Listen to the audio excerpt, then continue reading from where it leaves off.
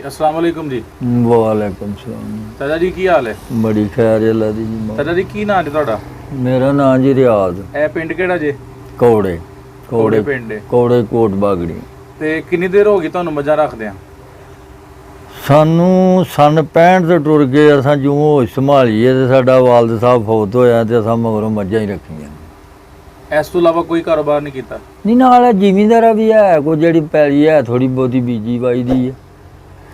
ਤੁਹਾਡੇ ਮਾਸ਼ਾਅੱਲਾ ਕਿੰਨੇ ਡੰਗਰ ਨੇ ਇਸ ਟਾਈਮ? ਡੰਗਰ ਕੋਈ 20-25 ਹੈ ਨਹੀਂ 25 20-25 ਡੰਗਰਾਂ ਵਾਸਤੇ ਕਿੰਨੀ ਪੈਲੀ ਹੋਣੀ ਚਾਹੀਦੀ ਪੱਠਿਆਂ ਦੀ?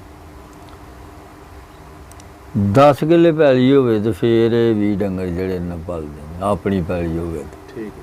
ਫਾਇਦਾ ਉਹਦਾ ਹੀ ਹੋ ਜਾਂਦਾ ਬਈ ਪੱਠਿਆਂ ਵਾਲਾ ਬੰਦਾ ਨੇ ਜਿਹੜਾ ਉਹ ਭਾਵੇਂ ਮੁੱਲ ਹਿੱਸੇ ਤੇ ਬੀਜਦਾ ਠੇਕੇ ਤੇ ਬੀਜਦਾ ਉਹਦੀ ਮਜਬੂਰੀ ਤੌਰ ਤੇ ਉਹਨੂੰ ਫਾਇਦਾ ਉਹਦਾ ਭਾਵੇਂ ਉਹ ਅੱਛਾ ਹੁਣ ਅਸਾਂ ਠੇਕੇ ਤੇ ਲਈਏ ਪੈਲੀ ਅਸਕਰ ਸਾਨੂੰ ਉਹਦੇ 'ਚ ਕੁਝ ਬਚਤ ਹੀ ਹੈ ਤੇ ਤਾਂ ਹੀ ਅਸਾਂ ਲਈਏ ਨੇ ਜੇ ਸਾਨੂੰ ਕਸਰ ਲੱਗੇ ਤੇ ਕਦੇ ਵੀ ਨਹੀਂ ਅਸੀਂ ਬੰਦੇ ਤੇ ਬਈ ਬੀਜਣੇ ਬਹੁਤੇ ਪੱਠੇ ਹੀ ਹੁੰਦੇ ਨੇ ਅਸਾਂ ਹੁਣ ਵੀ ਹੈ ਤੇ ਹੁਣ ਵੀ ਅਸਾਂ 5-6 ਕਿੱਲੇ ਆ ਚਰੀ ਰਾਵਾਂ ਬਾਜਰਾ ਸ਼ਾਜਰਾ ਬੀਜਿਆ ਹੈ ਕੁਝ ਮੁੱਲ ਲਈਦੇ ਨੇ ਵਿੱਚ ਪਾਈਦੇ ਨੇ।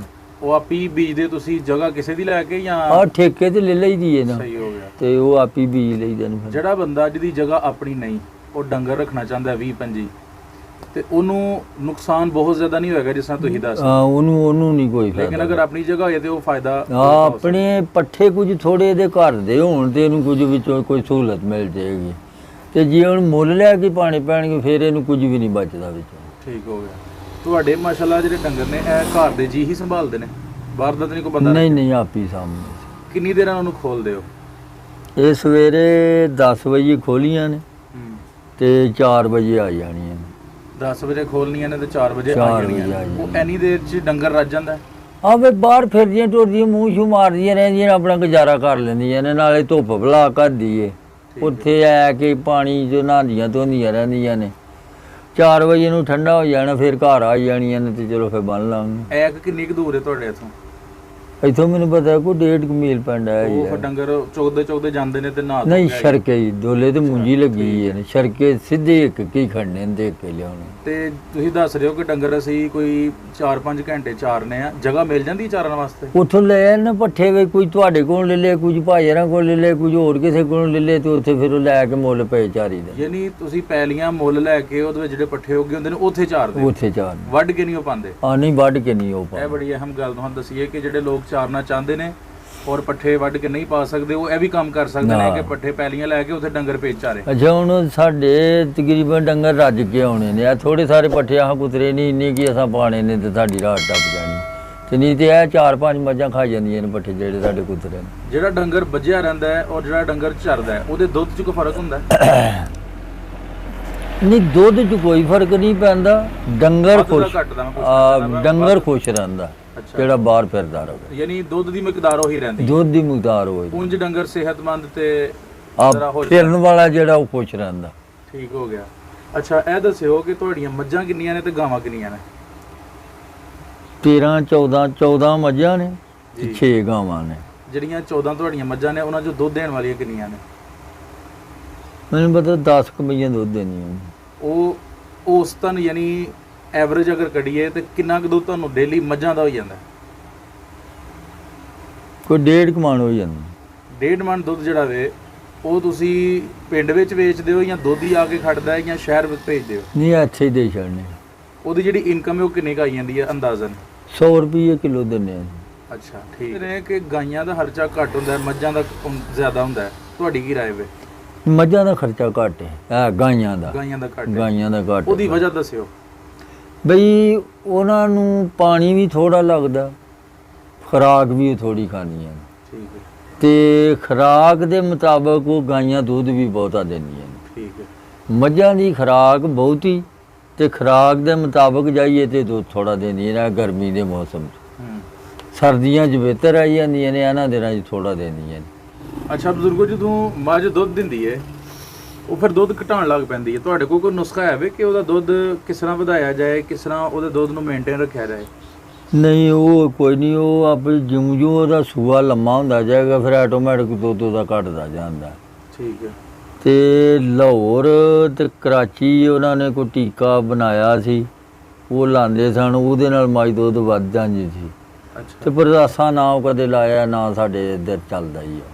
ਠੀਕ ਹੈ, ਇਹਨੇ ਤੁਸੀਂ ਇਸਤੇਮਾਲ ਨਹੀਂ ਕੀਤਾ? ਅਸਾਂ ਨਹੀਂ ਉਹ ਕੀਤਾ ਤੇ ਨਾ ਅਸਾਂ ਲਾਇਆ। ਠੀਕ ਹੈ। ਅੱਛਾ ਇਹ ਦੱਸਿਓ ਕਿ ਜਿਹੜੀਆਂ ਤੁਹਾਡੇ ਕੋਲ ਗਾਈਆਂ ਨੇ ਉਹਨਾਂ ਦਾ ਦੁੱਧ ਘੱਟ ਵਿਕਦਾ ਹੈ, ਹਾਂਜੀ ਉਹਦੀ ਕੀਮਤ ਵੀ ਘੱਟ ਹੁੰਦੀ ਹੈ, ਹਾਂਜੀ। ਤੇ ਉਹਦੇ 'ਚ ਤੁਹਾਨੂੰ ਨੁਕਸਾਨ ਤਾਂ ਨਹੀਂ ਹੁੰਦਾ? ਨਹੀਂ, ਨੁਕਸਾਨ ਕੋਈ ਨਹੀਂ ਉਹਦੇ 'ਚ ਹੁੰਦਾ, ਵੀ ਉਹਨਾਂ ਗਾਈਆਂ ਖਰਚਾ ਥੋੜਾ ਤੇ ਦੁੱਧ ਬਹੁਤਾ ਹੋ ਜਾਂਦਾ ਉਹਨਾਂ ਦਾ। ਠੀਕ ਹੈ। ਜਿੰਨਾ ਉਹਦਾ ਰੇਟ ਘੱਟ ਹੈ ਨਾ, ਉਹਨਾਂ ਦਾ ਦੁੱਧ ਬਹੁਤਾ ਹੋ ਜਾਂਦਾ। ਵੀ ਵਿੱਚ ਗਾਈਆਂ ਨੇ ਜਿਹੜੀਆਂ 12 14 ਕਿਲੋ ਦੁੱਧ ਦੇ ਜਾਂਦੀਆਂ ਨੇ, ਮੱਝ ਕੋਈ ਦਿੰਦੀ 12 14 ਕਿਲੋ ਦੁੱਧ। ਸਹੀ। ਤੇ ਬਈ ਤੇ ਗਾਂ ਦੇ ਪੱਠੇ ਵੀ ਅੱਧੇ ਤੇ ਵੰਡਾ ਵੀ ਅੱਧਾ ਮਹੀਂ ਨਾਲ, ਤੇ ਦੁੱਧ ਦੀ ਮਿਕਦਾਰ ਉਹਦੀ ਬਹੁਤੀ ਹੁੰਦੀ। ਤੁਸੀਂ ਕਹਿ ਰਹੇ ਹੋ ਕਿ ਸਾਰੀ ਜ਼ਿੰਦਗੀ ਤੁਹਾਨੂੰ ਹੋ ਗਈ ਹੈ ਡੰਗਰ ਪਾਲਦੇ ਆ, ਦੋ ਗੱਲਾਂ ਬੜੀਆਂ ਅਹਿਮ ਨੇ, ਦੱਸਿਓ। ਅਗਰ ਵਹਿੜਾ ਜਾਂ ਸੰਡਾ ਵਿੱਚ ਡੰਗਰਾਂ 'ਚ ਨਹੀਂ ਰੱਖਿਆ, ਹਾਂ, ਫੇਰ ਡੰਗਰ ਕਦੋਂ ਬਣਦਾ ਹੈ? ਕਿੰਨੇ ਮਹੀਨਿਆਂ ਬਾਅਦ, ਸੂਣ ਤੋਂ ਬਾਅਦ ਬਣਦਾ ਹੈ? ਔਰ ਅਗਰ ਵੇਚ ਹੋਏ ਤੇ ਕਦੋਂ ਬਣ ਜਾਂਦਾ ਹੈ? ਕਿੰਨੇ ਮਹੀਨੇ ਲੱਗਦੇ ਨੇ ਕਮੋਵੇਸ਼?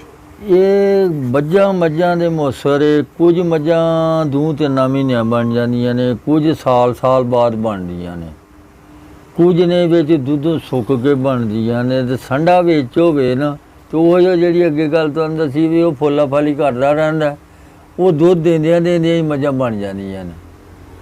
ਤੇ ਜਦੋਂ 2-4 ਮਹੀਨੇ ਉਹ ਗੱਭਣ ਮੈਂ ਦੁੱਧ ਦੇ ਜਾਂਦੀ, ਕੋਈ 2-3 ਮਹੀਨੇ ਸੁੱਕੀ ਨੂੰ ਪੱਠੇ ਪਾਣੇ ਪੈਂਦੇ ਨਹੀਂ, ਚੜਨ ਨੂੰ ਗੋਲਾ ਕਰਵਾਉਣ ਲੱਗ ਜਾਂਦੀਆਂ ਨੇ। ਅੱਛਾ, ਤੁਹਾਡੇ ਕੋਲ ਜਿਹੜੇ ਛੋਟੇ ਕੱਟੇ ਨੇ ਜਾਂ ਬੱਚੇ ਨੇ, ਉਹਨਾਂ ਦਾ ਕੀ ਕਰਦੇ ਹੋ? ਉਹਨਾਂ ਨੂੰ ਮੈਂ ਪੱਠੇ ਪਾਉਂਦੇ ਹਾਂ, ਜਦੋਂ ਵੱਡੇ ਹੋਣ ਵੇਚ ਛੜੀਦੇ ਨੇ। ਕੱਟੀਆਂ ਬੱਚੀਆਂ ਤੇ ਨਹੀਂ ਵੇਚਦੇ, ਤੇ ਕੱਟੇ ਕੁੱਟੇ ਬੱਚੇ ਵੇਚ ਛੜੀਦੇ। ਉਹ ਕਿੱਡੇ ਕਰਕੇ ਵੇਚਦੇ ਹੋ ਭਲਾ? ਉਹ ਤੇ ਕੀ, ਕੋਈ ਜਦੋਂ ਜ਼ਰੂਰਤ ਪੈ ਜੀ ਉਦੋਂ ਵੇਚ ਛੜੇ ਵੀ। ਸਾਡਾ ਕੋਈ ਲੰਮਾ ਬੁਨਿਆਦ ਨਹੀਂ ਉਹਨਾਂ ਦੀ ਰੱਖਣ। ਯਾਨੀ ਬੜੀ ਅੱਛੀ ਤੁਸੀਂ ਗੱਲ ਕੀਤੀ ਹੈ ਕਿ ਘਰ 'ਚ ਜ਼ਰੂਰਤਾਂ ਰਹਿੰਦੀਆਂ। ਹਾਂ, ਵੀ ਜਦੋਂ ਕੋਈ ਜ਼ਰੂਰਤ, ਤੁਸੀਂ ਆਪਣੀ ਜ਼ਰੂਰਤਾਂ ਵਾਸਤੇ ਰੱਖੇ ਹੁੰਦੇ ਨੇ ਕਿ ਕਿਤੇ ਕੋਈ ਮਜਬੂਰੀ ਬਣ ਜੇ, ਉਹ ਵੇਚ ਕੇ ਤੇ ਉਹਨੂੰ ਬਈ ਖੁੱਜੇ। ਅੱਜ ਹੀ ਹੁਣ ਸਾਨੂੰ ਤੂੜੀ ਲਿਆਉਣੀ ਪੈਂਦੀ ਹੈ ਕਿਤੋਂ, ਪੈਸੇ ਕੋਲ ਨਹੀਂ, ਤੇ ਉਹ ਜਿਹੜਾ ਕੋਈ ਕੱਟਾ ਬੱਚਾ ਵਿੱਚ ਦੇੜਿਆ ਆਪਣਾ ਕੋਈ ਪੁੱਤਾ ਟਪਾ ਲਿਆ ਵਿੱਚ।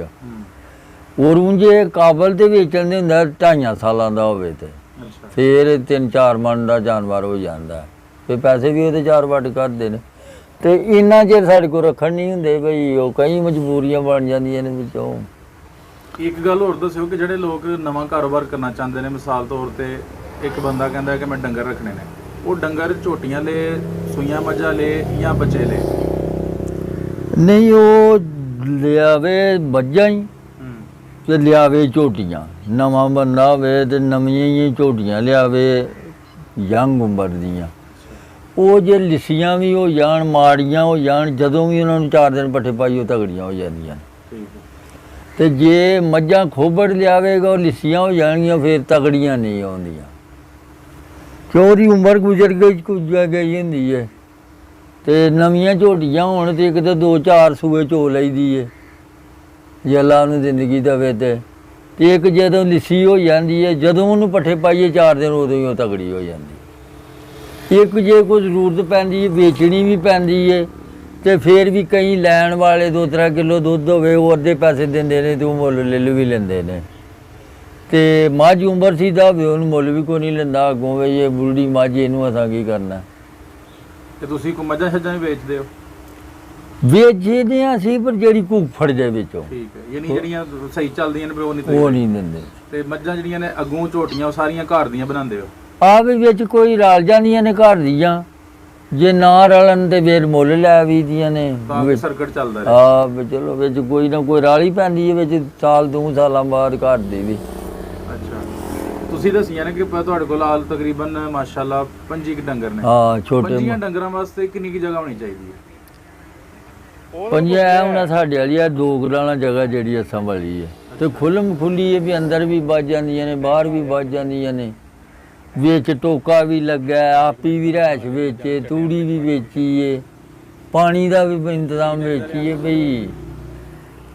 ਇੰਨਾ ਕੁ ਜਗ੍ਹਾ ਹੋਵੇ ਤੇ ਫਿਰ ਪਿਆ ਗੁਜ਼ਾਰਾ ਚੱਲਦਾ। ਸਹੀ ਹੋ ਗਿਆ। ਹੁਣ ਤੁਸੀਂ ਉਹ ਗੱਲ ਦੱਸਣੀ ਹੈ ਕਿ ਇੱਕ ਫਾਰ ਐਗਜ਼ਾਮਪਲ ਮੈਂ ਨਵਾਂ ਬੰਦਾ ਵਾਂ, ਮੈਂ ਡੰਗਰ ਰੱਖਣਾ ਚਾਹੁੰਦਾ, ਮੈਨੂੰ ਤੁਸੀਂ ਕੀ ਮਸ਼ਵਰਾ ਦਿਓਗੇ? ਮੈਂ ਤੁਹਾਡੇ ਕੋਲ ਮਸ਼ਵਰਾ ਲੈਣ ਆਇਆ। ਅਸੀਂ ਤੇ ਮਸ਼ਵਰਾ ਇਹ ਦਿਆਂਗੇ ਵੀ ਜਿਹੜਾ ਬੰਦਾ ਮਿਹਨਤ ਆਪਣੇ ਹੱਥਾਂ ਨਾਲ ਨਹੀਂ ਨਾ ਕਰ ਸਕਦਾ, ਉਹ ਡੰਗਰਾਂ ਵਾਲੇ ਭਾਂਡੇ ਨਾ ਪਏ।